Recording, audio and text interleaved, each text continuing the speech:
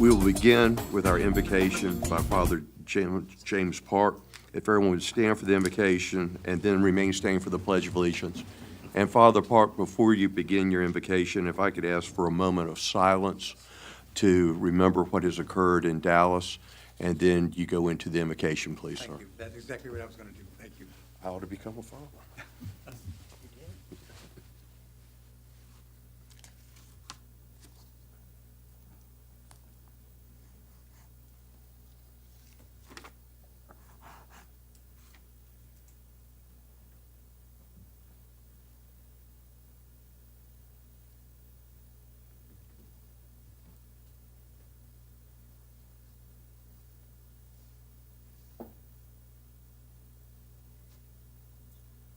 Amen. Lord, in so many ways, our cities are at a moment of crisis. But may these crises become opportunities for continued dialogues and honest discussion for public safety. Lord, bless our city council this evening as they continue to be men and women concerned for the safety of all in our city. Once again, amen. Amen. Thank you, Father Park. I pledge allegiance to the flag of the United States of America and to the republic for which it stands, one nation, under God, indivisible, with liberty and justice for all. Thank you again, Father Park. Thank you. Madam Clerk, you do have the roll call. Yes, Your Honor, thank you. Do I have a motion for the certification of the closed session? So moved. Second. I have a motion and a second. Is there any discussion? I'll call for the question, please. By a vote of 11 to 0, you have declared the closed session in accordance with the motion to recess. Do I have a motion for approval of the minutes of the informal and formal sessions of July 5th, 2016? So moved. Second. I have a motion and a second. Is there any discussion? I'll call for the question, please. By a vote of 11 to 0, you have approved the minutes as submitted. Open a public hearing on the sale of excess city property, 225 Gatewood Avenue. No speakers, Your Honor. I will turn it over now for the Vice Mayor to go through the consent agenda. Council, we already mentioned that we would be pulling item number 2 on the arena, but in addition, you'll see number 7 will not be included in the consent agenda as well. Mr. Vice Mayor. Thank you, Mr. Mayor. Mr. Mayor, I'd like to move for approval under the consent agenda, first under ordinances and resolutions. Item 1, which is ordinance to amend city code and add section Ray business license tax BPOL for marine cargo shipping companies. Item 3, which is an ordinance to declare property at 225 Gatewood Avenue as excess and authorize city manager to execute the necessary documents to sell same to Raymond P. and Karen J. Gayhart, the Beach District. Item 4, a resolution to declare Montage Resort Apartments to be a revitalization area. Item 5, which is an ordinance to authorize temporary encroachments into city-owned property known as Treasure Canal at 2009 Compass Circle in the Lynn Haven District. Madam Clerk, if you please note that the mayor is abstaining on that item. Yes, Your Honor. Item 6, which is an ordinance to amend fiscal year 2016-17 operating budget of housing and neighborhood preservation, array HUD, home programs, and Virginia rental assistance. Item 8, which is ordinance to establish the Flood Mitigation Grant Program 2 and accept and appropriate grant funds, Ray repeat flooding. And item 9 is ordinance to appropriate funds from General Fund A, $181,813 to the Virginia Aquarium, Ray demolition of collapsed aviary netting, and B, $640,673 to the Aquarium Marsh Pavilion, Ray exhibits destroyed when the aviary collapsed. Open a public hearing for planning. Under planning for consent, item J1, which is the Waller Enterprises LLC, Ray Adams Jr. application in the Lynn Haven District. Item 2 is the application of Iglesia Cristiana Nueva Vida 118 Associates LLC in the Kempsville District. Item 3, the application of Acela Aquavera Lane in the Centerville District. And item 4, which is the application of Christian Brothers Automotive Corporation, Children's Hospital of the King's Daughters, Inc., in the Rose Hall District. Madam Clerk, please note that Mr. Wood is abstaining on item 4. Yes, Your Honor. So moved, Mr. Mayor. I have a motion. Do I have a second? Second. Is there any discussion? I will call for the question, please. By a vote of 11 to 0, you have approved the consent agenda as read by the Vice Mayor. We'll now go to item number 2, the resolution to endorse the arena bond financing arrangement proposed by USM and extend the time for meeting certain deadlines in the arena development agreement. Before we have the speakers on this was going to be on consent, but we also have made two adjustments to the proposal, which we want to show to the public now. And Doug Smith is going to come and make that presentation. Thank you, Mayor, members of council. Spent some time with you in the work session, talking through, obviously, the proposal that's before you in terms of the plan of finance for the arena. And we spent a fair bit of time at the end on the conditions of support. And so you all went into closed session, and I want the public to know you discussed those conditions of support. And I want to talk about items 4 and 5 that are on the screen, and I'm going to start with item 5. And they're the two items that are, the intent of each was to ensure the quality of the bonds that are ultimately issued for this project. And so the language that we had was that the bonds would be investment grade, and we have changed that language to say that we would anticipate that they would carry an investment grade rating. But in order to continue to ensure that quality, we changed item 4 to include some language that would say that we would be able to see the indicative rating letter from the bond rating agency. What will happen, as I said in the work session, is that one of the rating agencies will evaluate these bonds and place a rating on that, and that indicative rating letter really gives us a chance to see how they've underwritten that, how they've evaluated these bonds, and that, in addition to the other item in item 4, which is that independent revenue feasibility report, which really is a third party taking a look at the viability of the project and the validity of the pro forma and how robust that pro forma was. We think those items give you the insight into the quality of these bonds. Thank you for acknowledging those changes. Everything else remains identical except for those two changes. We do have some speakers. Yes, Your Honor. The first was Andrew Kilmer. Only if questions. Okay. Next speaker. Kenny Golden. I don't see it. Kenny? Kenny Golden. No? He's on his way. Okay, next speaker. Barbara Messner. Barbara, you'll have 3 minutes. We welcome you. Thank you.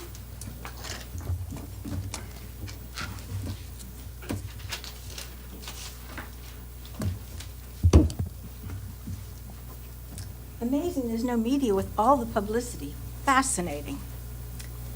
Good evening, Mayor and Council. I happen to love sports and have lobbied different council bodies with and without skeletons in their closets for over 39 years to stop restricting access to our city government and our public beaches. Most of you have conflicts of interest and should not discuss or vote on this project. None of the taxes levied on this project will be returned to the general fund. All businesses should stand on their own to buy and lease land and to pay the same taxes as the other thousands of businesses in Virginia Beach. Law enforcement is a necessity. A taxpayer-subsidized arena is not. This is the wrong location, the wrong funding, and the wrong time. We already have major crime, traffic, and parking problems on top of the $78 million infrastructure subsidy you plan to lease land taken by eminent domain in 2002 for the arena for public parking. and lease it to a developer for only $1 a year for 60 years.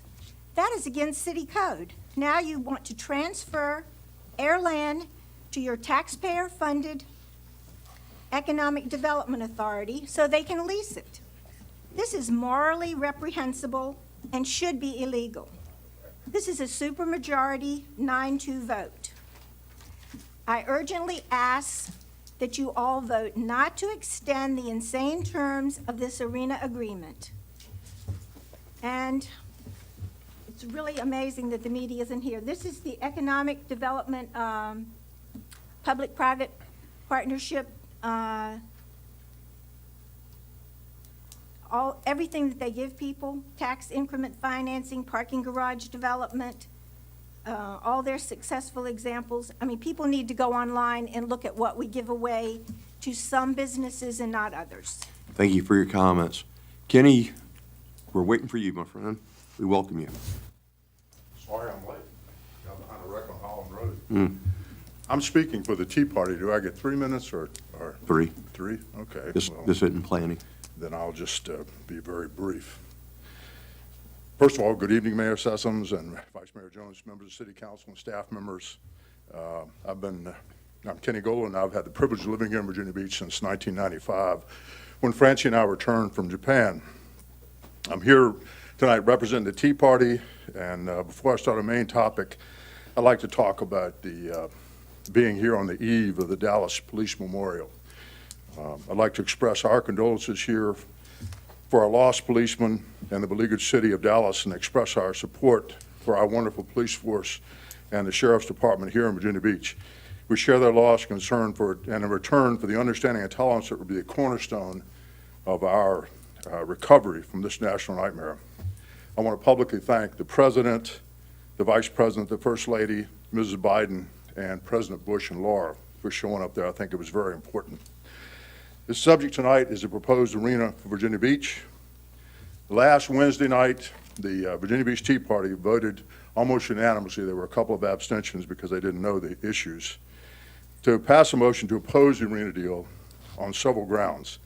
I was asked to present our concerns, and I'm here tonight for that reason. First of all, the proposed $200 million, over $200 million project is supposed not to cost the citizens of Virginia Beach very much.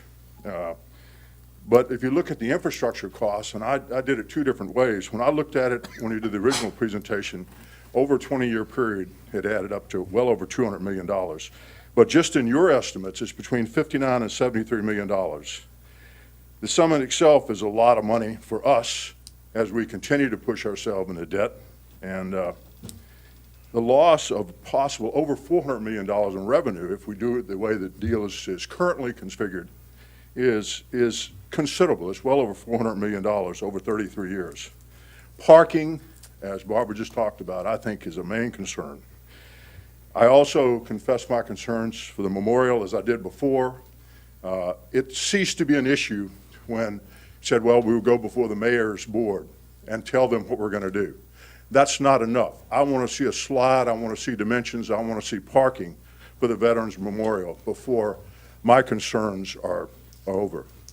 I consider this sort of like the Field of Dreams. This is the arena of dreams. If you build it, they will come. I don't think so. We only have, if you count Williamsburg and all the other people up north, not counting Richmond, but just Williamsburg, 1.3 million people. We don't have the number of people to support this arena. And I think it would be something that we'd have a big hole in the ground that we would be responsible for.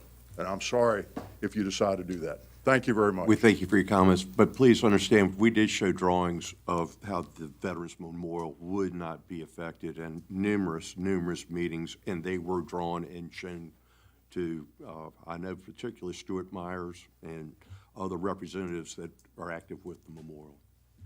I assure you of that. Okay, very good.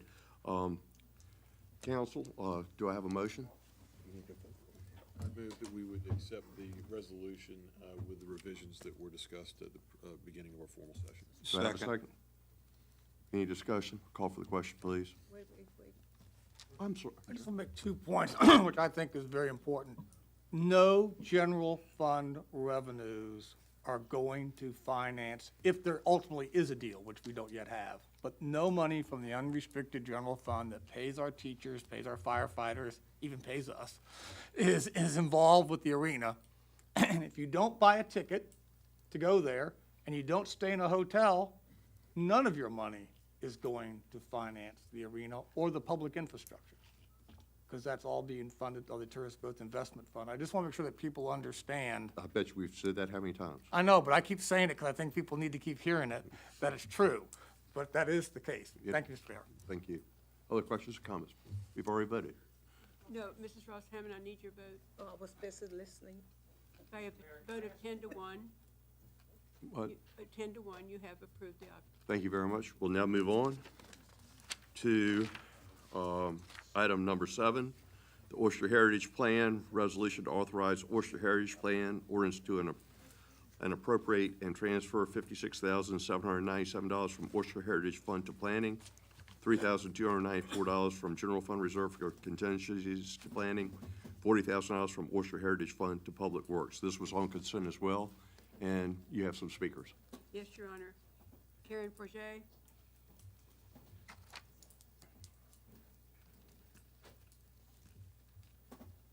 We welcome you tonight. Good evening, Mayor Sessoms and City Council members. I'm Karen Forget. I'm the Director of Lynn Haven River Now, and I'm happy to have the opportunity to speak tonight. I have some comments that I prepared about the value and importance of oyster restoration and the benefits that we've already seen, not only in the Lynn Haven, but also in Little Creek and in Rudy and Owl Creek from oyster restoration work. My understanding is that you are all in support of the oyster restoration plan, the Oyster Heritage Plan, so I'm going to skip those comments. I do want to add 2 things. One is, because this has been misrepresented, there is an 1.5 acre oyster reef well into the planning stages for the eastern branch of the Lynn Haven to be constructed next spring, 2017. The funds for this project are being provided by the National Fish and Wildlife Foundation and a grant obtained by Lynn Haven River Now. This reef will be built with repurposed crushed concrete and layered with oyster shell. By combining the shell with crushed concrete, we will maximize the value of the shell, and again, the majority of the funding, as with the funding provided by the Oyster Heritage Fund for match, will be provided by the federal government and Lynn Haven River Now. So I appreciate your support for the Oyster Heritage Plan and for moving forward with oyster restoration. I do want to say something about the appropriations.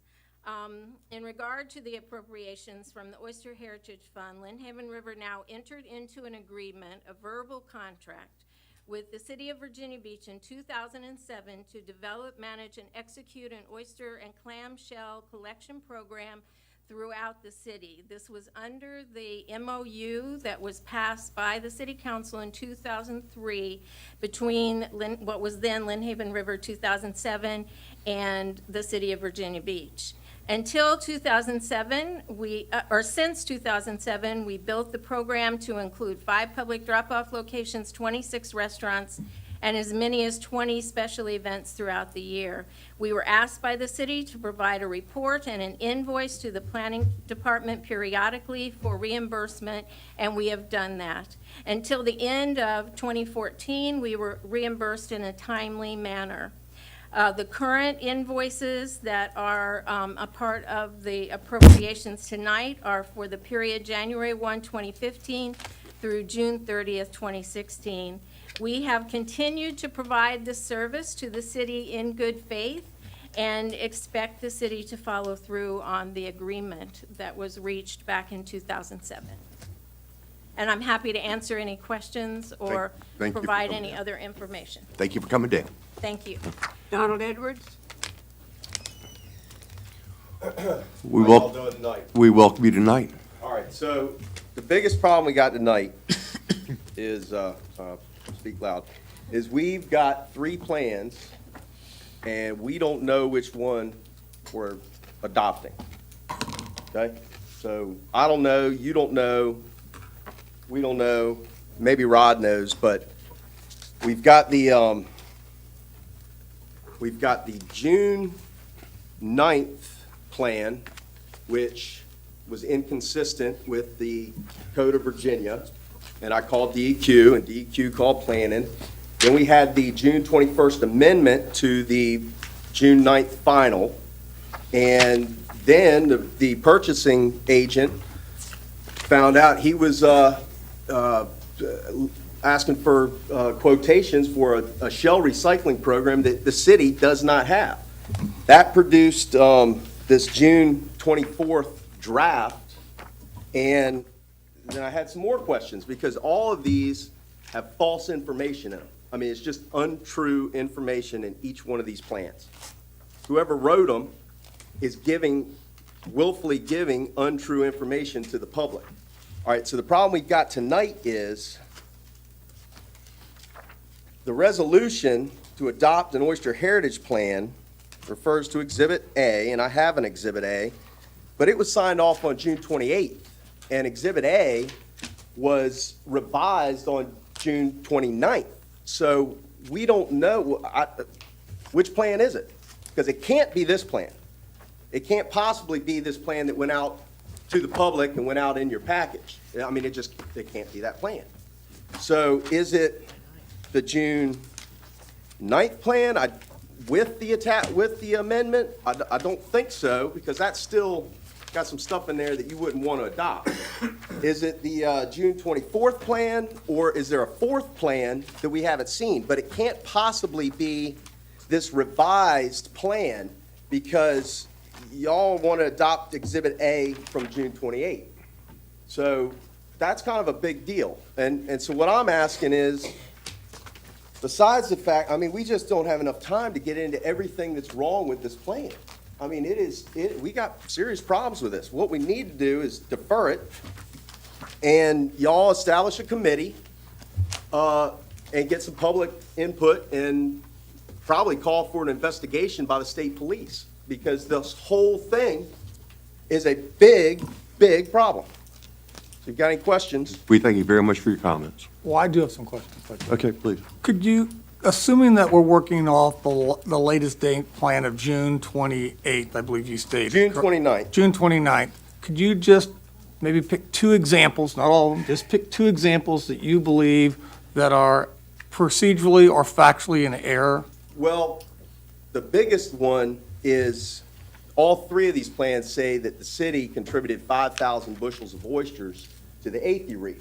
It never happened, okay? This FOIA request from just a few days after these were written, the city has no documentation whatsoever that any shell ever left the dump. In fact, the documents show Linear River now hadn't even collected half that amount of shell. The other big thing, the other problem, I just want to give you two examples, that's one, but just a short and the explanation. other problem is on the one you're looking at tonight, which I can't be the one that's in this. Page 9 says, the planning department can amend or change this plan at any time they want without council's permission. I mean, that's the problem we've had to begin with. You can't make public policy like that. And I don't think the city attorney would have signed off on this the revised June 29th plan. Thank you very much. Okay, thank you. Do I have a motion? Well, I'm just reading this. It says this plan may be amended and revised by action of the city council. Yes, I- It may, but it also says that it All right. doesn't have Thank you to. for your comments. I do have just one Please. question to staff, and I don't think the law department can answer it, but it could be answered later. But there's either factually yes or factually no about the 5,000. That ought to be a number we can find out later, but there has to be a factual answer to that. Ms. I would Vaughn like- will respond at a later time to Mr. That's right. Moss's question. Fine. Do we have a motion? So moved. Do we have a second? Second. Just have some discussion. Discussion. I think it is important, though, Mr. Edwards, he should be applauded. If it wasn't for Mr. Edwards' efforts, and I said this in the informal session, we wouldn't know that since 2004, when this council adopted the first ordinance and expended $70,000 to get a plan, and I've read that actual ordinance that was adopted, we wouldn't know that 14 years later, we didn't have one. So it's because of his efforts that we know we didn't have a plan, and it's because of some of his input that the plan is better than what it was, and our procedures have been improved. And I think we ought to always acknowledge our citizens. It's not always easy when you're one person against the machine, so to speak, but they should be acknowledged for their good work.